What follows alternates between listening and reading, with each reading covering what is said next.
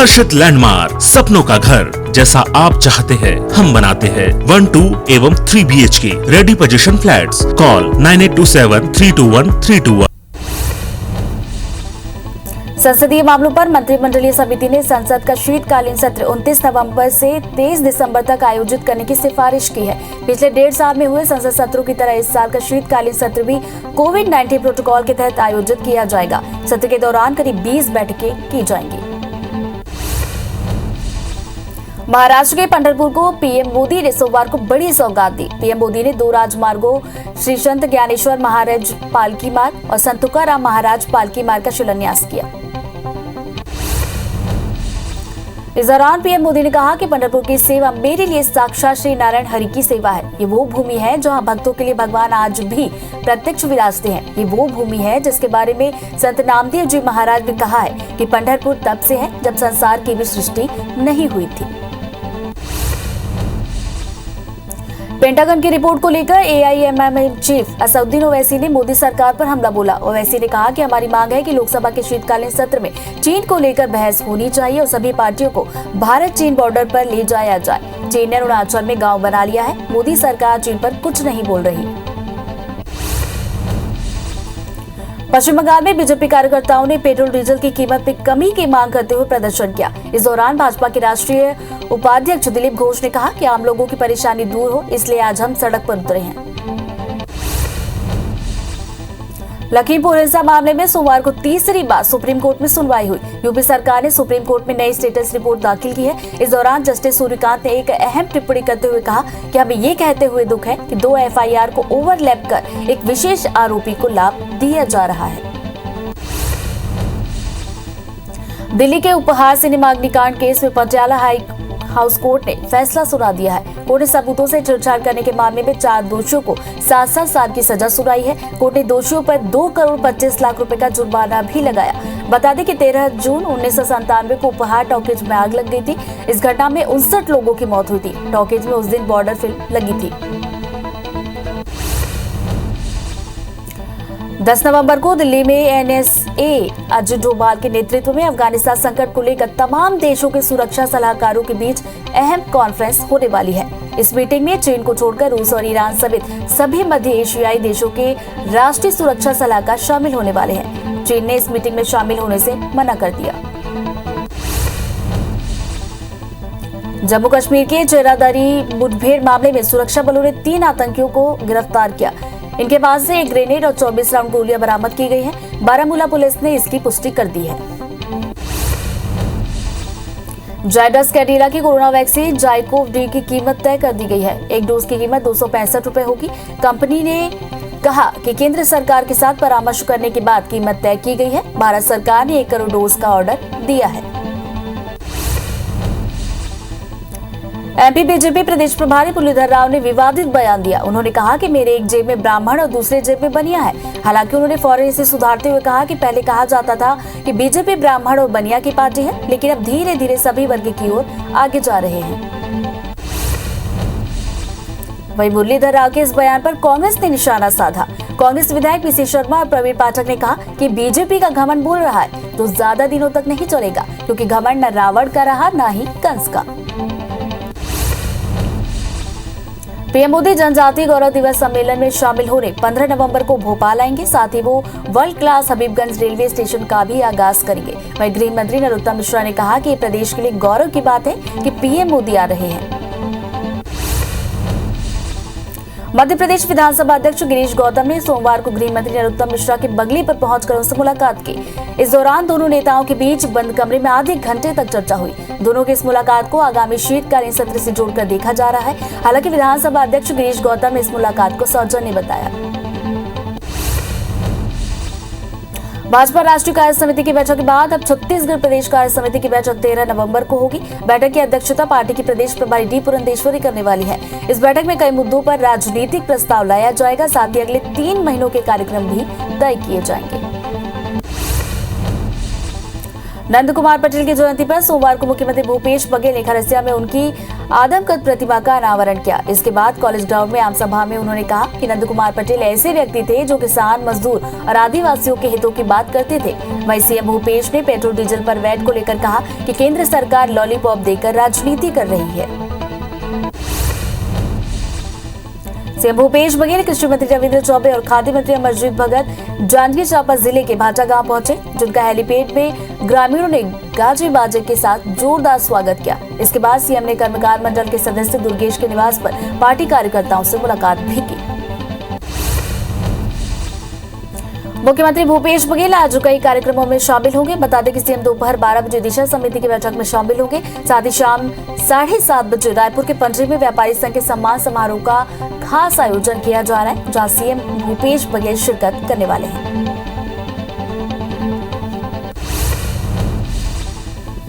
कांग्रेस नेता अकबर खान के viral video के मामले में कांग्रेस की फैक्ट एंड फाइंडिंग कमेटी ने अपनी जांच शुरू कर दी है। मामले से जुड़े पक्षों को नोटिस जारी कर उनके बयान दर्ज किए जा रहे हैं। सोमवार को शहर विधायक शैलेश पांडे और कांग्रेस नेता अकबर खान ने कमेटी के सामने अपना बयान दर्ज कराया। ग्वालियर में गंदे पानी की समस्या को लेकर कांग्रेस कार्यकर्ताओं ने नगर निगम का घेराव किया और मेन गेट में धरने पर बैठ गए। इस दौरान कार्यकर्ताओं ने बाल्टियों में गंदा पानी लेकर पहुंच गए थे। तखतपुर शिवसेना अधिकारी ने मध्याह्न भोजन में भ्रष्टाचार करने का आरोप लगाते हुए विकासखंड शिक्षा अधिकारी कार्यालय में धरना प्रदर्शन किया। साथ ही कहा कि शिक्षकों का मनमाने ढंग से ट्रांसफर किया जा रहा है। इसे लेकर उन्होंने शिक्षा अधिकारी को ज्ञापन सौंपा और कार्रवाई की मांग की। सूरजपुर के भयाथा सहकारी बैंक में खाता नहीं खुलने से नाराज सैकड़ों किसान देर शाम तक बैंक के सामने धरने पर बैठे रहे। दरअसल धान खरीदी के लिए खाता खुलवाने का कल आखिरी दिन है। ऐसे में सैकड़ों किसानों का कहना है कि बैंक प्रबंधन ने उनका खाता नहीं खोला और समय से पहले ही उन्हें बाहर निकालकर बैंक बंद कर दिया। राजधानी रायपुर में बस स्टैंड शिफ्टिंग की आखिरी अल्टीमेटम देने के लिए आज बैठक आयोजित की जाएगी। इस दौरान कलेक्टर, एसपी और निगम कमिश्नर की बस ऑपरेटरों के साथ बैठक होगी। बता दें कि 12 नवंबर को निगम और जिला प्रशासन ने बस स्टैंड शिफ्टिंग की तैयारी कर ली है। बालोद के डोंडी ब्लॉक में स्थायी शिक्षकों की मांग को लेकर छात्रों और उनके पालकों ने एकलव्य आवासीय स्कूल के मेन गेट में ताला जड़ दिया। इसकी सूचना मिलते ही एसडीएम और ब्लॉक शिक्षा अधिकारी मौके पर पहुंचे और उन्हें समझाइश दी, तब जाकर मामला शांत हुआ। इसी मांग को लेकर हफ्ते भर पहले भी प्रदर्शन किया गया था। सतना जिला अस्पताल में 2.5 महीने के बच्चों की मौत के बाद जमकर हंगामा हुआ। बच्चों के परिजनों ने नर्स पर लापरवाही बरतने का आरोप लगाते हुए उसके साथ मारपीट कर दी, जिसे लेकर अस्पताल में पदस्थ सभी नर्सों ने काम बंद कर दिया और कार्रवाई की मांग को लेकर अस्पताल अधीक्षक को ज्ञापन सौंपा। पीएम मोदी ने 8 नवंबर 2016 को नोटबंदी का ऐलान किया था, जिसका विरोध आज भी देखने को मिला। बालोद में यूथ कांग्रेस कार्यकर्ताओं ने नुक्कड़ नाटक कर मोदी सरकार के इस फैसले को गलत करार देते हुए इसे सबसे बड़ी विफलता बताया। साथ ही पीएम मोदी के खिलाफ नारेबाजी भी की गई। आंगनबाड़ी कार्यकर्ताओं के लिए मध्य प्रदेश के 36 जिलों में 76,263 मोबाइल फोन खरीदे जाएंगे। इसके लिए जिलों में कलेक्टर की अध्यक्षता में समिति गठित की जाएगी। समिति में विभाग के जिला कार्यक्रम अधिकारी, जिला कोषालय अधिकारी और जिला सूचना एवं विज्ञान अधिकारी शामिल रहेंगे। तय मापदंड के मोबाइल खरीदने के लिए केंद्र सरकार के जैन पोर्टल के माध्यम से निविदा निकाली जाएगी। भिलाई इस्पात संयंत्र के डायरेक्टर इंचार्ज अनिबार दास गुप्ता ने सेक्टर 1 स्थित नवनिर्मित फ्लाईओवर की शुरुआत की। बीएसपी की ओर से सेक्टर 3 के खुशी गेट तक बनवाए गए फ्लाईओवर का आवागमन आज से शुरू हो गया। इससे बीएसपी के मेन गेट मार्ग समेत सेंट्रल एवेन्यू पर ट्रैफिक का दबाव कम होगा। दतिया में वैक्सीन नहीं लगवाने वालों के लिए कलेक्टर संजय कुमार ने फरमान जारी कर दिया है, जिसमें उन्होंने कोरोना वैक्सीन नहीं लगवाने वालों के खिलाफ कड़े कदम उठाने की बात कही। कलेक्टर ने कहा कि ये कड़ाई लोगों के हित में है। कलेक्टर ने प्रेस कॉन्फ्रेंस कर ये फरमान जारी किया। जबलपुर में लोग वैक्सीन की दूसरी डोज लेने में आनाकानी कर रहे हैं। ऐसे में जिला प्रशासन ने 15 दिसंबर तक हर हाल में दूसरी डोज से वंचित लोगों का वैक्सीनेशन कराने का लक्ष्य तय किया। कलेक्टर के मुताबिक अधिकारियों के साथ बैठक कर वैक्सीनेशन की रफ्तार बढ़ाने के निर्देश दिए गए हैं।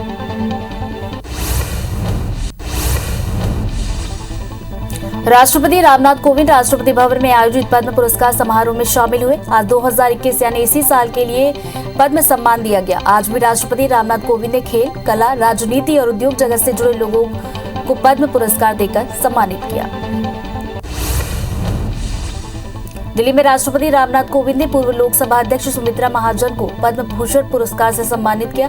सुमित्रा महाजन को यह सम्मान राजनीति में खास योगदान देने के लिए दिया गया।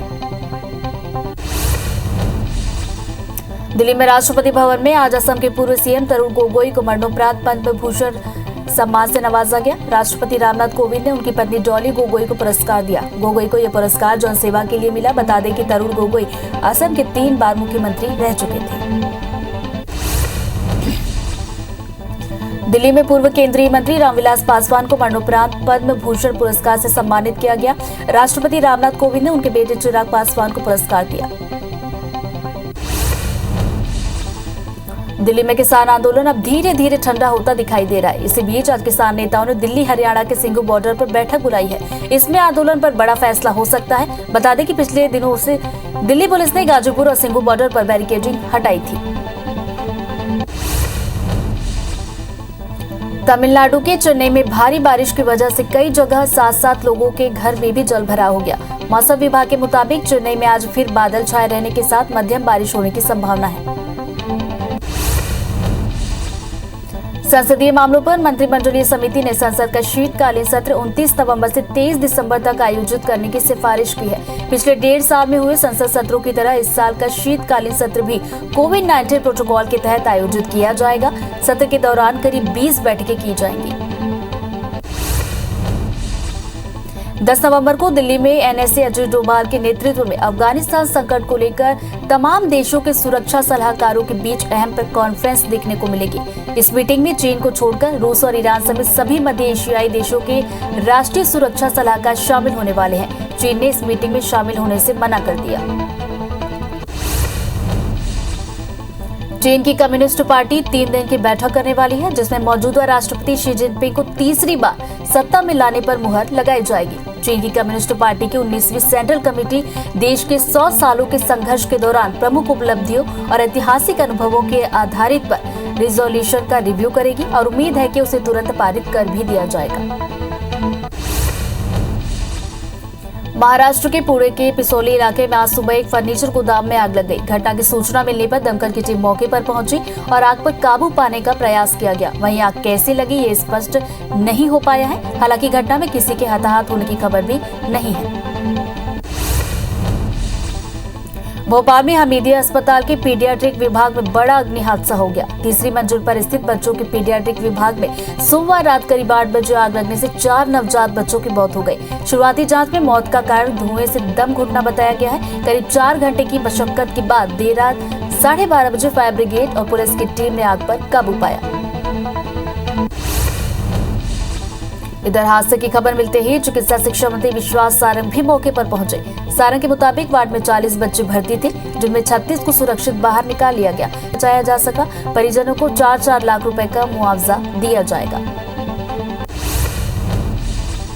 वही घटना पर दुख जताते हुए सीएम शिवराज सिंह चौहान ने मामले की उच्च स्तरीय जांच के आदेश दिए हैं। हादसे की जांच ACS medical education Mohammad Suleman करेंगे। बताया जा रहा है कि जिस चिल्ड्रन वार्ड में आग लगी उसे नई बिल्डिंग में शिफ्ट किया जाना था, उससे पहले ही ये बड़ा हादसा हुआ।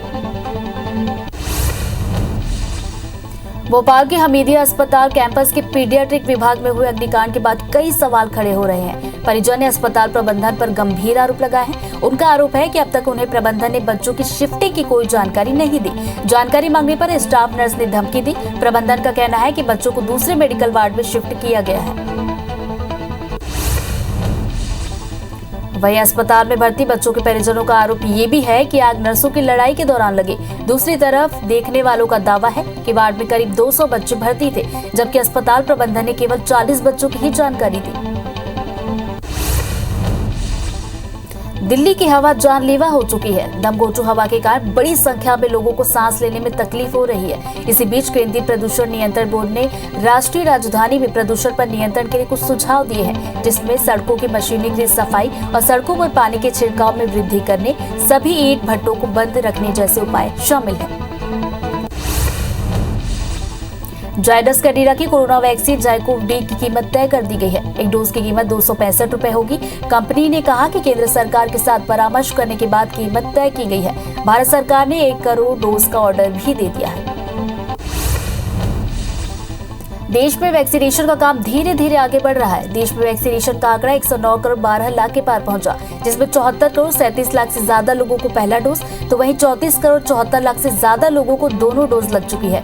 वहीं मध्य प्रदेश में 7 करोड़ 20 लाख और छत्तीसगढ़ में 2 करोड़ 26 लाख लोगों ने कोरोना की वैक्सीन लगवा ली है। दुनिया भर में कोरोना के मामले बढ़ते हुए 25 करोड़ 1 लाख के पार पहुंच गए। वहीं कोरोना से मौत का आंकड़ा 50,70,000 के पार गया। पूरी दुनिया में 22 करोड़ 73 लाख से ज्यादा मरीज कोरोना को हराकर स्वस्थ हो चुके हैं। वहीं दुनिया में एक्टिव मामले 1 करोड़ 86 लाख पहुंच गए। देश में एक दिन में कोरोना के 10,126 नए केस सामने आए, जिससे कुल मरीजों का आंकड़ा 3 करोड़ 43,77,000 के पार गया। वहीं 332 नई मौत से अब तक 4,61,000 मरीजों की मौत हुई है। पिछले 24 घंटे में 11,000 मरीजों के डिस्चार्ज होने से अब तक 3 करोड़ 37,75,000 मरीज ठीक हो चुके हैं। वहीं एक्टिव मरीजों की संख्या घटकर 1,40,000 पहुंची। इंदौर में त्योहारों के बाद कोरोना मरीज फिर बढ़ने लगे हैं। शहर में कोरोना के 7 नए मामले सामने आए, जिसके बाद कोरोना मरीजों की संख्या 29 हो गई है। आशंका जताई जा रही है कि दिवाली के बाद से आने वाले दिनों में कोरोना मरीजों की संख्या और भी बढ़ सकती है। ग्वालियर जिले में लगातार डेंगू का कहर बरकरार है। बता दें कि जिले में बीते 24 घंटे में डेंगू के 51 नए मामले आए, जिसके बाद जिले में डेंगू के मरीजों की संख्या 1,855 पहुंच गई। वहीं अब तक डेंगू के 5 मरीजों की मौत भी हुई है।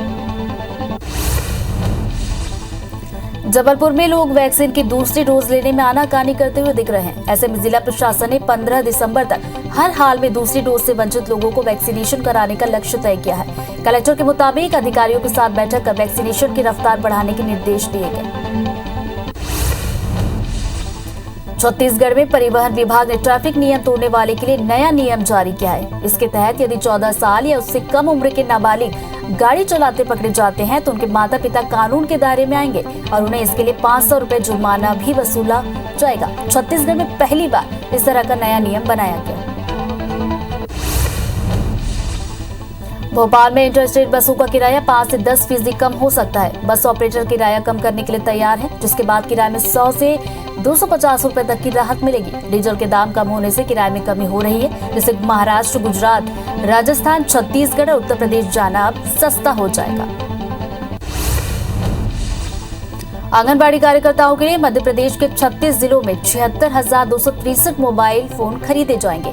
इसके लिए जिलों में कलेक्टर की अध्यक्षता में समिति गठित की जाएगी। समिति में विभाग के जिला कार्यक्रम अधिकारी, जिला कोषालय अधिकारी और जिला सूचना एवं विज्ञान अधिकारी शामिल रहेंगे। तय मापदंड के मोबाइल खरीदने के लिए केंद्र सरकार के जैम पोर्टल के माध्यम से निविदा निकाली जाएगी। भिलाई इस्पात संयंत्र के डायरेक्टर इंचार्ज अनिर्बान दास गुप्ता ने सेक्टर 1 स्थित नवनिर्मित फ्लाईओवर की शुरुआत की। बीएसपी की ओर से सेक्टर 3 की खुर्शी पर गेट तक बनवाए गए फ्लाईओवर का आवागमन आज से शुरू हो गया है। इससे बीएसपी के मेन गेट मार्ग समेत सेंट्रल एवेन्यू पर ट्रैफिक का दबाव कम हो जाएगा। दतिया में वैक्सीन नहीं लगवाने वालों के लिए कलेक्टर संजय कुमार ने फरमान जारी किया है, जिसमें उन्होंने कोरोना वैक्सीन नहीं लगवाने वालों के खिलाफ कड़े कदम उठाने की बात कही है। कलेक्टर ने कहा कि ये कड़ाई लोगों के हित में है। कलेक्टर ने प्रेस कॉन्फ्रेंस कर ये फरमान जारी कर दिया है। सीनियर अधिवक्ता नामित करने की प्रक्रिया को याचिका दायर कर बिलासपुर हाईकोर्ट में चुनौती दी गई। सुनवाई के बाद कोर्ट ने नामित किए गए सीनियर वकीलों को नोटिस जारी कर जवाब मांगा।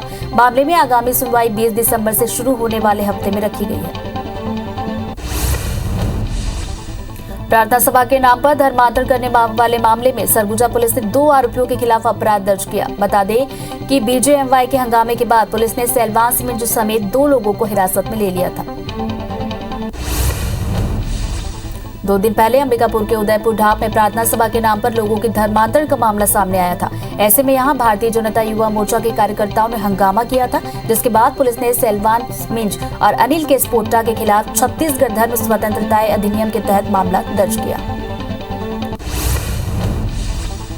रायपुर में चाकूबाजी की घटनाएं रुकने की जगह बढ़ती ही जा रही है। एक हफ्ते में राजधानी में ही 25 से ज्यादा वारदातें हो चुकी हैं। रविवार रात भी आजाद चौक थाना इलाके में चाकूबाजी और बलवा जैसा बड़ा मामला सामने आया।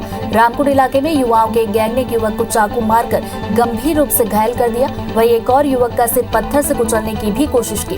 घटना सीसीटीवी फुटेज में कैद हुई है। जबलपुर में शराब के नशे में 5 दोस्तों के बीच विवाद हो गया। इसके बाद 4 युवकों ने मिलकर अपने ही एक साथी की चाकू मारकर हत्या कर दी। वहीं घटना की सूचना मिलते ही मौके पर पहुंची पुलिस ने चारों आरोपियों को गिरफ्तार कर लिया। देवास के खातेगांव पुलिस ने नाबालिग की हत्या मामले में आरोपी को गिरफ्तार किया है। आरोपी गोलू ने 10 साल की लड़की का गला घोंटकर हत्या की थी। इसके बाद शव को सीमेंट की बोरी में ढककर छिपा दिया था। पुलिस को नाबालिग का शव एक निर्माणाधीन मकान में संदिग्ध हालत में मिला। कवर्धा के लखनपुर गांव में एक कार ने दूसरी कक्षा के छात्र को रौंद दिया। हादसे में छात्र देव सिंह की मौके पर ही मौत हो गई। छात्र स्कूल की छुट्टी होने के बाद पैदल ही अपने घर जा रहा था। इसी दौरान रायपुर की ओर से शहडोल जा रही कार ने उसे टक्कर मार दी। फिलहाल पुलिस ने आरोपी ड्राइवर को गिरफ्तार कर लिया है। जांजगीर चांपा के कोसला गांव में 2 बाइक में सवार 5 युवक पुल से टकरा गए। इस हादसे में 3 युवकों को चोट लगी है, जिसमें से गंभीर रूप से घायल 2 युवकों को इलाज के लिए बिलासपुर रेफर किया गया, जबकि एक का इलाज पामगढ़ में चल रहा है। सभी पिकनिक मनाकर लौट रहे थे, तभी कोसला के पास दोनों बाइक पुल से टकरा गई। बस्तर में मेटावाडा के पास बस पलटने से 20 यात्री घायल हो गए, जिसमें 4 से 5 गंभीर रूप से घायल हुए यात्रियों को डिमरापाल अस्पताल में एडमिट किया गया है। बस में 40 से ज्यादा यात्री सवार थे। बस में बैठे यात्रियों के मुताबिक बस ड्राइवर ने अपना नियंत्रण खो दिया, जिसके चलते ये बड़ा हादसा हुआ। बीएसपी में हुए एक बड़े हादसे में 6 कर्मचारी घायल हो गए। बीएसपी के एमआरडी स्लैग यार्ड 2 में मरम्मत के दौरान ये हादसा हुआ। घायल कर्मचारियों का इलाज जवाहरलाल नेहरू अस्पताल में जारी है। मेंटेनेंस कार्य करते ठेका श्रमिक और संयंत्र कर्मी पिघलते हुए लोहे की छींटों की जद में आ गए। बीएसपी प्रबंधन के मुताबिक इस हादसे में 6 कर्मचारी घायल हुए, जिनमें से एक व्यक्ति गंभीर रूप से घायल है।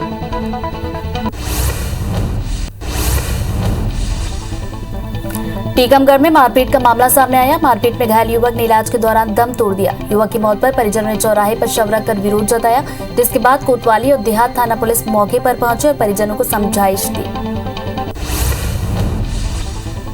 छत्तीसगढ़ में लगातार चाकूबाजी की घटनाएं बढ़ती जा रही हैं। इसी कड़ी में कवर्धा जिले में कुछ युवकों के बीच में विवाद हो गया, जिसके बाद 4 आरोपियों ने 2 युवक पर चाकू से हमला कर दिया। फिलहाल सिटी कोतवाली पुलिस ने चारों आरोपियों को गिरफ्तार कर लिया है। वहीं घायलों का इलाज अस्पताल में जारी है। अभनपुर के चंडी में कार और बाइक की टक्कर हो गई। हादसे में बाइक सवार की मौत हुई है। इसके बाद मौके पर इकट्ठी भीड़ ने कार चालक और उसकी पत्नी के साथ मारपीट कर दी। वहीं इस घटना के बाद कार चालक की पत्नी थाने पहुंची और 20 ग्राम सोने का हार छीन कर ले जाने की शिकायत दर्ज कराई। सिंगरौली के कोयला खदान में एक ऑपरेटर की ट्रक में दबकर मौत हो गई। संदीप यादव एनसीएल की निगाही कोयला खदान में कोयला लोड करने पहुंचा था। इसी दौरान ट्रक में दबकर उसकी मौत हो गई। इस हादसे को लेकर सहकर्मी प्रबंधन पर लापरवाही के आरोप लग रहे हैं। टीकमगढ़ के कुंडेश्वर शिव धाम में एक श्रद्धालु की जेब से अज्ञात आरोपी ने 5000 निकाल लिए। पूजा के बाद श्रद्धालु को जेब कटने का पता चला, जिसके बाद उसने इसकी शिकायत मंदिर प्रबंधन से की। इसके बाद मंदिर प्रबंधन ने सीसीटीवी खंगाला, जिसके आधार पर पुलिस ने आरोपी की तलाश शुरू कर दी है। राजधानी रायपुर में जमीन धोखाधड़ी का मामला सामने आया। मामले में सिविल लाइन थाना पुलिस ने शिवसेना के एक नेता के खिलाफ धोखाधड़ी सहित अन्य धाराओं के तहत मामला दर्ज कर आरोपी को जेल भेज दिया है। रायपुर स्थित एक जमीन का सौदा करीब 1 करोड़ रुपए में हुआ था, जिसकी कीमत चुकाने के लिए आरोपी ने 5 चेक भी दिए, लेकिन चेक से केवल 50,000 रुपए ही निकले। राजनांदगांव के पुराना ढाबा क्षेत्र के एक मकान में जुआ खेल रहे 24 आरोपियों को पुलिस ने गिरफ्तार किया। साथ ही उनके पास से 6,18,000 रुपए कैश, मोबाइल, 2 कार और 12 बाइक जब्त की गई है। पुलिस ने मुखबिर की सूचना पर यह दबिश दी। हालांकि इस दौरान कुछ आरोपी भागने में कामयाब रहे। कोरबा की कोतवाली और ऊटगा पुलिस ने लगभग 3 लाख कीमत की दवाइयों के साथ 5 आरोपियों को गिरफ्तार किया। आरोपियों के पास से 256 कफ सिरप, 1408 कैप्सूल जब्त किए गए हैं। इन दवाइयों का उपयोग नशे के लिए किया जाता है। गिरफ्तार आरोपियों में एक जांजगीर चांपा और बाकी 4 कोरबा के रहने वाले हैं। जबलपुर में कोरोना और डेंगू के बाद वायरल फीवर ने लोगों को परेशान कर दिया है। जबलपुर संभाग के क्षेत्रीय स्वास्थ्य संचालक डॉक्टर संजय मिश्रा का कहना है कि ओपीडी पहुंच रहे अधिकांश मरीज वायरल फीवर के हैं, जिन्हें तय गाइडलाइन के तहत इलाज दिया जा रहा है।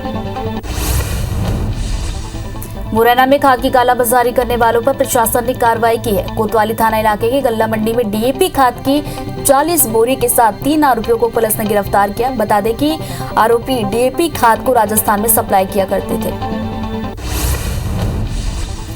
इंदौर लोकायुक्त पुलिस ने 12 लाख रिश्वत लेते स्वास्थ्य विभाग के कार्यपालन यंत्री राकेश कुमार सिंघल को गिरफ्तार किया। अधिकारी ने 1 करोड़ से ज्यादा के बिल पास करने के एवज में फरियादी से रिश्वत मांगी थी, जिसकी शिकायत पीड़ित ने लोकायुक्त पुलिस से की थी।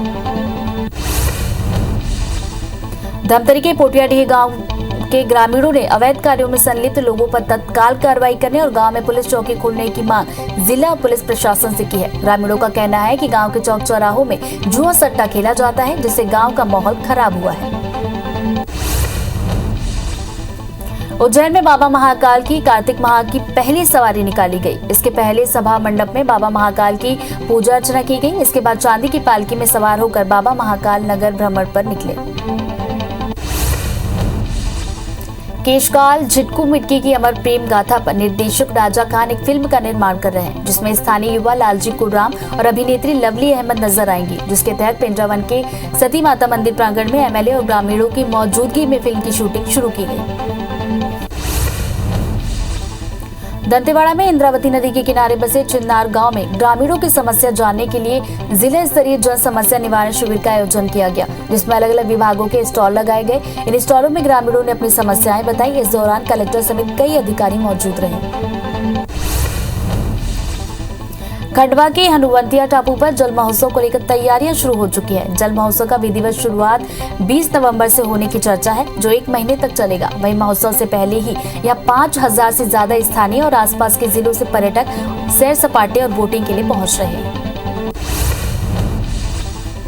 शेयर बाजार 64 पॉइंट्स तेजी के साथ 60,609 पर खुला, लेकिन फिलहाल गिरावट के साथ 60,491 पर कारोबार कर रहा है। तो वहीं निफ्टी 7 पॉइंट्स तेजी के साथ 18,075 पर कारोबार कर रहा है। निफ्टी सुबह 18,084 पॉइंट के साथ खुला।